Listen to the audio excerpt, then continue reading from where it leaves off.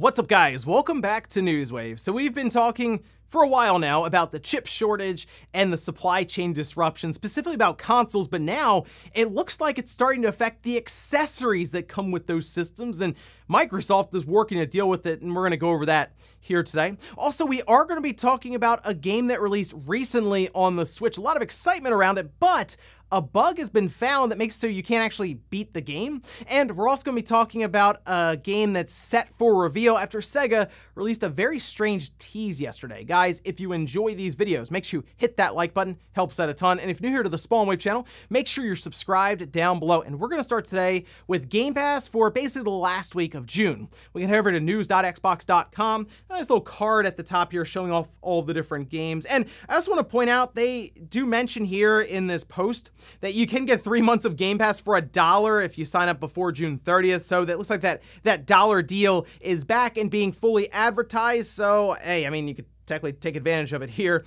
They do say, though, available today, Shadowrun Trilogy, that's cloud and console, Total War 3 Kingdoms on PC, moving to June 23rd. We have FIFA 22, console and PC, that being through EA Play, Naraka Blade Point, cloud, console, and PC. And this is one that I'm curious. I might download it, check it out. They say it's a 6-player mythical action combat experience with martial arts, so we'll see. And then moving up to July 1st, we have Far Cry 5, cloud, console, and PC. There will be several games leaving the service with FIFA 20, Jurassic World Evolution, Last Stop, MotoGP 20, all leaving June 30th. And they're also adding a bunch of games to the list that has like touch controls for cloud streaming on your phone. So, hey, if you want to take a shot at beating something like Ninja Gaiden 3 Razor's Edge with just the touchscreen on your phone, go for it. Otherwise, though, not a bad week necessarily leading into July, when I'm sure they'll have more game announcements, and I'm probably going to check out Naraka. Otherwise, though, if you've been out of the Far Cry franchise for a while,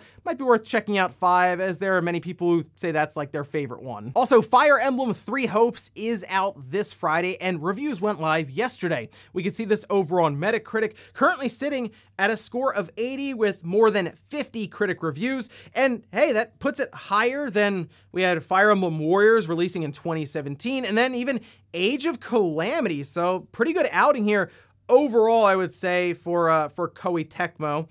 But taking a look at the split here, 47 positive, 5 mixed, and for the most part, looking through the reviews, if you like the Warriors games, you're going to like this. If you're really into the Fire Emblem Three Houses lore, you're also going to like this. So, I mean, I think the audience is pretty much set for this one, and I'll admit, the Warriors games, I mean, it makes sense why they are doing a Fire Emblem Three Houses, or Three Hopes, right? Three Houses styled game, right? Because Three Houses is very popular. Fire Emblem, sure. And we have apparently a new Fire Emblem game getting announced here, I would say pretty soon, just with screenshots getting out there.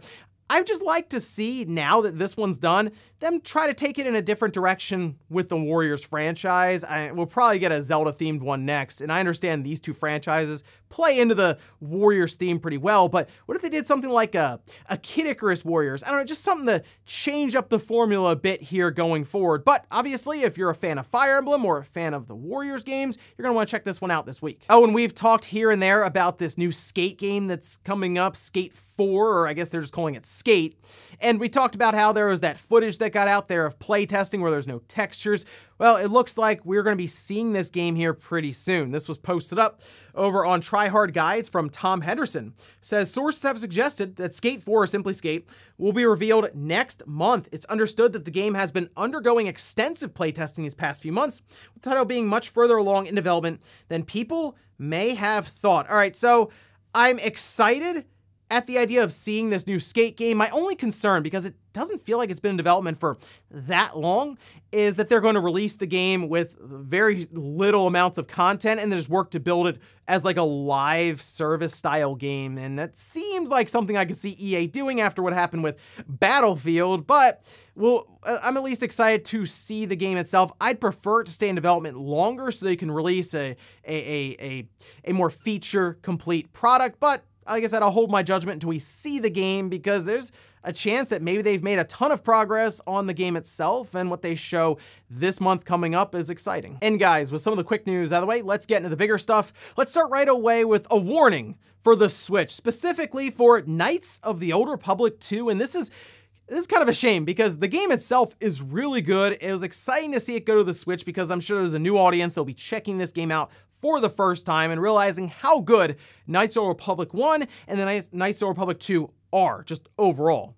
Well, you can't actually beat the game, and that's a very strange thing to see unfold, which took place on Twitter. And we can see this starting with Aspyr, obviously advertising the game, saying, hey, it's out now, this is June 8th.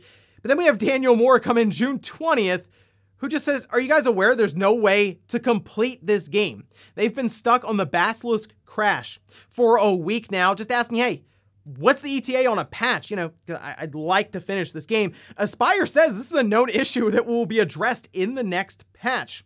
They cannot provide an ETA at this time, but they'll definitely let you know when the patch is live. Daniel just following up, yeah, I was one of the users who reported it before it was a known issue. Just to be clear, you're aware there's no way to complete this game currently, and Aspyr just says, yes, we are aware. Our dev team is working on delivering the patch as soon as possible. They apologize for inconvenience and appreciate your patience. In the meantime, this is a strange thing to see, by the way. Like, you released Knights of the Old Republic 2, which is a game that obviously has a big following to it. It was really cool to see it come up to the Switch, but then it releases in this state to where you can't beat it. It's a bug that would have been caught in QA, and I have a feeling it was. And it's strange because then you figure, okay, we either fix it before it comes out. Otherwise, though, maybe they just pushed out the door, figure it's digital only, and we'll fix it later with a patch. And that seems to be what they're doing here. I have a feeling, though, they were aware of this bug before it released. And that's not a great look for Aspyr, who's been doing several remasters, especially in the Star Wars universe. By the way, they're also working on the Knights of the Old Republic remake. Now, they will have help from other studios, as been announced with like Saber Interactive, which is good now looking at this.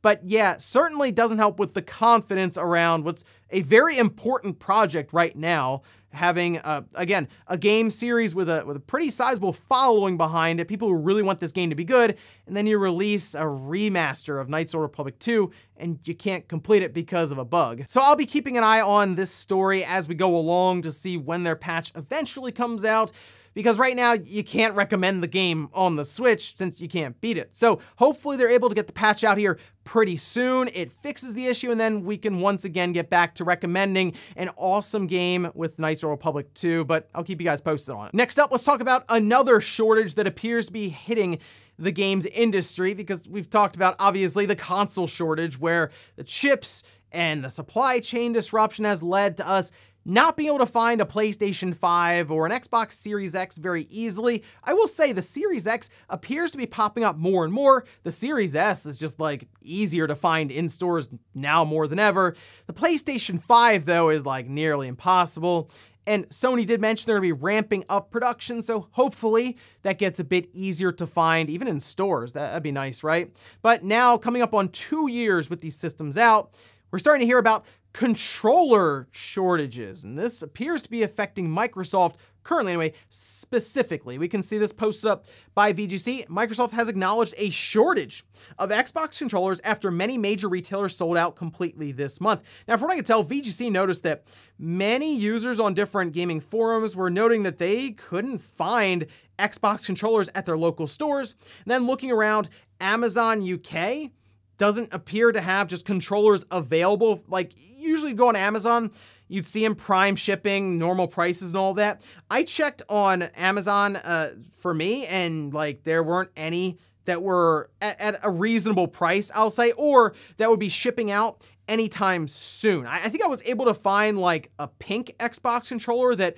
was normal price and would get to me in like 2 or 3 days. Otherwise, like the typical black or red or blue Xbox controllers would take nearly a month to ship out. But across the UK, according to VGC, there are no controllers in any color in stock at retailers like Game, Smiths, Argos, Currys, or even the official Microsoft store. VGC was able to get comment from Microsoft. This is a spokesperson who says, "We know it may be hard finding Xbox wireless controllers right now due to supply disruptions. We're working as fast as possible with our manufacturing and retail partners to improve this. please check with your local retailer for availability. And I guess if you think about the situation overall, it's not too surprising that something like a controller being manufactured would be affected by supply chain issues. I mean, it's still all plastics, there's chips involved, circuit boards, all these things that have to go together, and you got to get in line to make that happen. It's just, we have the consoles that are already in limbo just trying to find one of those. Now we're talking about the controllers. Although I will say on Microsoft's side, they do have Xbox One controllers that are compatible with the Xbox Series system. I still think the Xbox Series controller is better overall. It's just a more refined Xbox One controller. But still, technically, you could use one of those with your Xbox Series system.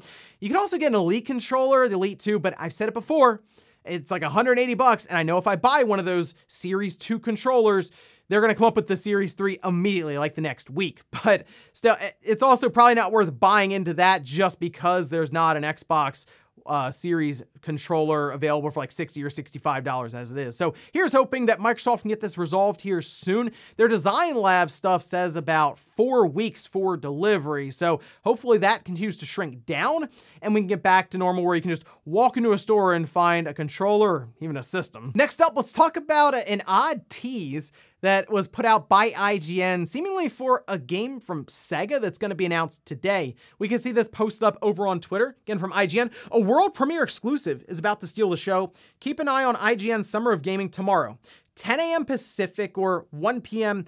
Eastern time for more. It's presented by Sega. There's this clip here that's just seems like just a sound, and I mean, we'll play it here for you.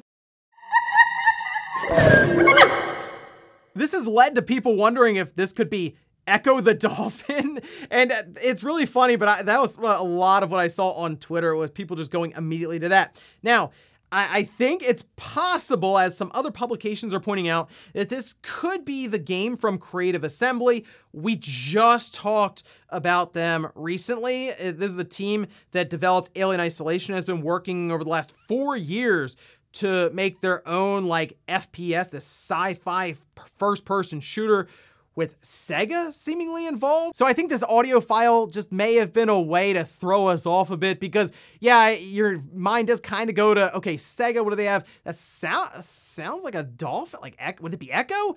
Well, no, maybe it's just Creative Assembly with their sci-fi FPS that just has this like this WAV file in their game somewhere and they just unveil it during the trailer, but I guess we'll find out later on today, so keep an eye out for IGN, and I'm sure we'll talk about it a bit here tomorrow in Newswave. And in our last bit of news, let's talk about a big publisher sale that is currently ongoing for Xbox. We can head over here to the Xbox.com storefront, showing off all the games on sale. I'll leave a link to this down below if you just want to go there and browse through everything. But some of the deals are pretty good. Red Dead Redemption 2 at $24. The new Lego Star Wars Skywalker Saga at $48. Shredder's Revenge, which is an awesome game, by the way. Not a massive sale for it at $22.49, but it's still there if you just want to pick it up and have it in your library going forward. We also have Ace Combat 7 at $15. Dying Light Definitive Edition at $15. The Witcher 3, $8. The BioShock Collection at $10. Dragon Ball Xenoverse 2 at $9. Sleeping Dogs Definitive Edition, $4.49. Dying Light 2 down to $40. Red Faction Guerrilla Remastered Edition down to $3. Assassin's Creed the Ezio Collection at $11.99. Yakuza 0 at $5. Rise of the Tomb Raider 20-year celebration at $6. We also have just Tomb Raider Definitive Edition at $3, and Tiny Tina's Wonderland is also marked down to $47.99. We also have Tales of Arise at $35.99. Crash Bandicoot 4, It's About Time, $29.99, and Phoenix Wright Ace Attorney Trilogy at $14.99. Oh, and if you were someone who was interested in Diablo after seeing Diablo 4, Diablo 3 Eternal Collection is $19.79. But overall, a pretty good sale. A lot of stuff marked down heavily, so make sure you check that out. And as always, leave some comments down below with suggestions for games people should keep an eye on. And before we go to the comment of the day, we're gonna take a look at the poll that I posted up yesterday, where I asked, which July video game release are you most excited for? 45% say Xenoblade Chronicles 3. Hell yeah, 21% said Stray. I was actually surprised that was the runner up there. Live Alive at 16%, Digimon Survive at 10%. Oh, I thought Digimon Survive would have been higher there. And then Klonoa at 8%. Digimon Survive that's going to be tough. It's literally going to try to survive here with Xenoblade Chronicles 3 right there with it. But I am curious with Digimon. I think Xenoblade will be the game that everyone will really be paying attention to, but I don't know, something about Digimon Survive and what they've shown so far, I'm certainly going to keep an eye on that one, but it's tough. I think I'm going to go with Xenoblade immediately and then go to Digimon after I'm done that. And we'll finish up with the comment of the day, as you're seeing here. This is from Corey saying, in regards to Dragon's Dogma, I've been looking into for a few months now for my Switch, but have been playing through the Xenoblade games. This past week, I saw it was only $5 on Steam, and I've liked it so far. I've heard the first few hours are rough, but after that, the game really opens up. I wanted to save this for after all of the sales talk there for the Xbox store, because this might have gotten lost in the shuffle with all the other games that we were pointing out, but Dragon's Dogma is very cheap right now. In fact, taking a look at the different storefronts, it's essentially $5 or less on Xbox, PlayStation, or on Steam. On the Switch, it's $10. But even that, $10 for Dragon's Dogma Dark Arisen is pretty good. $5 is ridiculous. So if you were curious, I mean, that's a pretty low price there just to take a shot to see if you like it. Otherwise, look up some gameplay and see if it's something you'd be interested in. But I understand why there's a lot of interest now in the Dragon's Dogma game after seeing the second one announced. I just need that patch. Come on, Capcom. Put a patch out. Take advantage of the Xbox Series and the PlayStation 5. At least, if anything, lift that 30 FPS cap. And ladies and gentlemen, that's going to do it here for Newswave. If you enjoyed this video, guys, hit that like button. If not, hit the dislike. Leave comments down below about everything we talked about here. Today was Knights of the Old Republic 2 releasing onto the Switch, broken to the point where you can't beat the game. What do you think about that one? And then also, what about this Xbox controller shortage? Are you having a hard time finding an Xbox Series controller brand new? Thanks guys for watching, and I'll see you next time.